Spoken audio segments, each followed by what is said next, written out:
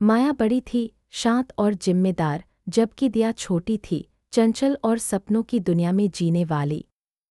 बचपन की छाँव और एक वादा, उनके माता पिता का साया बचपन में ही उठ गया था। माया ने अपनी पढ़ाई छोड़ दी और छोटी सी उम्र में सिलाई कढ़ाई का काम शुरू कर दिया ताकि दिया को शहर के सबसे अच्छे स्कूल में पढ़ा सके। दिया अक्सर पूछ, आप अपने लिए नए कपड़े क्यों नहीं लेती?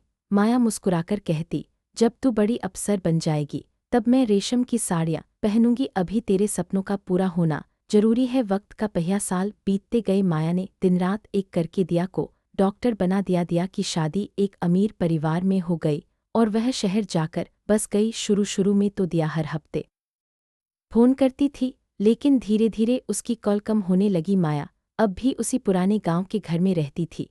उसकी आंखें कमजोर हो गई थीं और हाथों में गठिया का दर्द रहने लगा था। एक दिन माया बहुत बीमार पड़ गई। उसने दिया को फ़ोन किया, पर दिया ने व्यस्त होने का बहाना बनाकर फ़ोन काट दिया। माया को समझ आ गया कि उसकी छोटी बहन की दुनिया अब बदल चुकी है। आखिरी महीनों बाद दिया को खबर मिली कि माया की तबीयत बहुत बिगड़ गई है। जब वह भागती हुई गांव पहुंची तो उसने देखा कि माया बिस्तर पर लेटी है।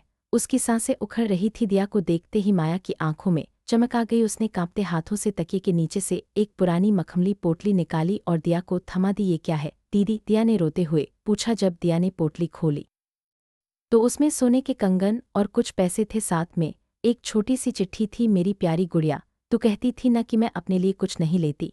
ये कंगन मैंने तेरे लिए बचाए थे। सोचा था जब तू बड़ी डॉक्टर बनेगी तो तुझे दूंगी, पर तू अपनी बड़ी दुनिया में इतनी खो गई कि मैं दे ही नहीं पाई। खुश रहना मेरी छोटी बहन। पछतावे के आंसू। माया ने दिया के सिर पर हाथ रखा और हमेशा के लिए अपनी आंखें मूंद ली। दिया वहीं चीख चीख कर रोने लगी। उसे एहसास हुआ कि जिस बहन ने उसे पूरी दुनिया दिखाई, उसने उसी को अपनी दुनिया से बाहर कर दिया था। आज दिया के पास शोहरत थी, पैसा था और वह रेशम की साड़ियाँ भी थी जो माया पहनना चाहती थी, लेकिन वह ममता भरा हाथ उसके सिर पर नहीं था। रिश्ते कभी वक्त और पैसे के मोहताज नहीं होते। इंसान आपके संघर्ष में खड़ा था, उसे अपनी कामयाबी के शोर में कभी मत भूलना। अगर आपको यह कहानी पसंद आई तो प्लीज़ लाइक, शेयर और सब्सक्राइब करें। Thank you.